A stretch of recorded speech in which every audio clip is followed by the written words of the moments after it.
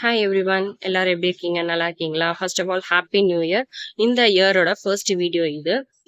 அன்ஃபார்ச்சுனேட்டா 10 to 15 days என்னால் வந்துட்டு எந்த வீடியோஸுமே அப்லோட் பண்ண முடியல. நிறைய பர்சனல் ஒர்க் இஷ்யூஸ்லாம் இருந்ததுனால வீடியோவில் சுத்தமாக கான்சென்ட்ரேட் பண்ண முடியல. இன்னைக்கு வந்து பார்த்தீங்கன்னா மெதுவடையோட ரெசிபியோட தான் வந்திருக்கேன். மெதுவடை நான் எப்படி செஞ்சேன் அப்படின்றத உங்களோட ஷேர் பண்ணிக்க வந்திருக்கேன். இதுக்கு வந்து பார்த்தீங்கன்னா 250 கிராம்ஸ் அளவில் வெள்ளை உளுந்து எடுத்துட்டு ஒரு 2 to 3 டைம்ஸ் நல்லா வாஷ் பண்ணிட்டு எடுத்துக்கணும். இந்த அளவுக்கு தண்ணி பார்த்தீங்கன்னா வெள்ளையா இருக்கணும் வாஷ் பண்ணினதுக்கப்புறம். இதை வந்து பார்த்தீங்கன்னா ஒரு 1 hour போல் நான் ஊற வச்சு எடுத்துக்கிட்டேன். பருப்பு எடுத்து நீங்கள் உடைச்சி பார்க்கும்போது அது 2ஆக உடையிற அளவுக்கு இருந்தாலே போதும். ஆல்மோஸ்ட் ஒரு 3/4 மணி நேரத்துலேயே ஊறிடும். 3/4 மணி நேரம் to 1 hour மட்டும் ஊற வச்சாலே போதும். இப்போ ஊறினதுக்கப்புறம் நான் வந்துட்டு இதை மிக்ஸி ஜாரில் தான் அரைச்சி எடுத்துக்க போகிறேன். இதுக்கு வந்துட்டு தேவையான கல்லுப்பு சேர்த்துருக்கேன் அண்ட் ஒரு 1/2 டீஸ்பூன் போல் சீரகம். இந்த உளுத்த பருப்பு அரைக்கிறதுக்கு ஐஸ் வாட்டர் யூஸ் பண்ணிட்டோம்னா ரொம்ப நல்லாயிருக்கும். ஏன்னா மிக்சியோட ஹீட் வந்துட்டு இந்த உளுத்தம் பருப்பு மாவில் வந்துட்டு இறங்கிடுச்சுன்னா அது நமக்கு வந்துட்டு ஃப்ளஃபியாக வராது. அதுக்காக ஐஸ் வாட்டர் யூஸ் பண்ணி அரைச்சிக்கோங்க. ரொம்ப தேவையில்லை. ஒரு 1/4 டம்ளர் போல தான் எனக்கு ஐஸ் வாட்டர் தேவைப்பட்டுச்சு.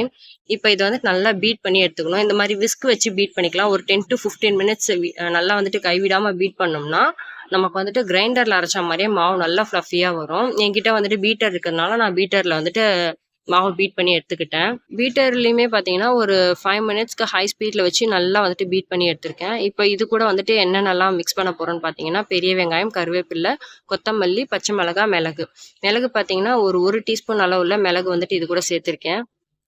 அண்ட் இது கூட பார்த்தீங்கன்னா பொடியாக நறுக்கி வச்சுருக்கேன் கருவேப்பிலை, கொத்தமல்லி அண்ட் 2 பச்சை மிளகாய் வந்துட்டு நறுக்கி எடுத்து வச்சுருக்கேன். அதையுமே இது கூட சேர்த்துட்டு வெங்காயம் பார்த்தீங்கன்னா ஒரு 3லேருந்து 4 மீடியம் சைஸ் அளவுள்ள வெங்காயத்தை பொடியாக வந்துட்டு சாப் பண்ணி எடுத்து வச்சுருக்கேன். அதையுமே இப்போ இது கூட சேர்த்துட போகிறோம்.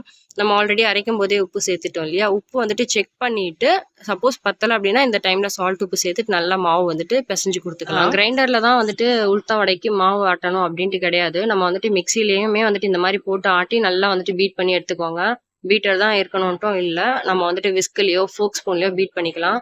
அதே மாதிரி பார்த்தீங்கன்னா மிக்சியில் அரைக்கிறதுனால கொஞ்சம் தண்ணி விட்ட மாதிரி இருக்கும். எனக்கு வந்துட்டு இல்லை, கரெக்டாக இருந்தது. பட் உங்களுக்கு அந்த மாதிரி இருந்ததுன்னா கண்டிப்பாக வந்துட்டு பச்சரிசி மாவு வந்துட்டு ஒரு 2 டீஸ்பூன் போல் சேர்த்துக்கோங்க. பச்சரிசி மாவு 2 டீஸ்பூன் சேர்த்தோம் அப்படின்னா நமக்கு வந்துட்டு வடை எண்ணெய் குடிக்காமல் இருக்கும். இப்போ வந்துட்டு பார்த்தீங்கன்னா எண்ணெயை காய வச்சுருக்கேன். கொஞ்சமாக வந்துட்டு பக்கத்தில் கிண்ணத்தில் தண்ணி வச்சுட்டு தண்ணி தொட்டு மாவை எடுத்து அழகாக வந்துட்டு ஒரு 2 வாட்டி உருட்டி எடுத்து நடுவில் வந்துட்டு ஃபிங்கர் வச்சு ஹோல் போட்டு நம்ம எண்ணெயில் விடும்போது அழகாக நம்ம தண்ணி தொட்டதுக்கு அதுவே வந்துட்டு போய் எண்ணெயில் வந்துட்டு ட்ராப் ஆகிடும். ஒன்றும் பெரிய விஷயமே கிடையாது.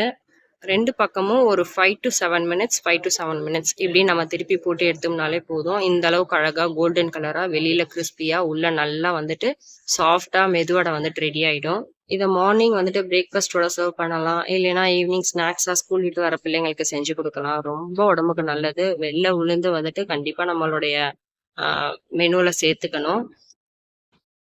இதை ஈவினிங் பண்ணியிருந்தேன். சூடாக ஒரு கப் டீ அண்ட் இந்த வடை இந்த கிளைமேட்டுக்கு செம்மையாக இருந்துச்சு. பிடிச்சிருந்துன்னா ட்ரை பண்ணி பாருங்கள். தேங்க்யூ.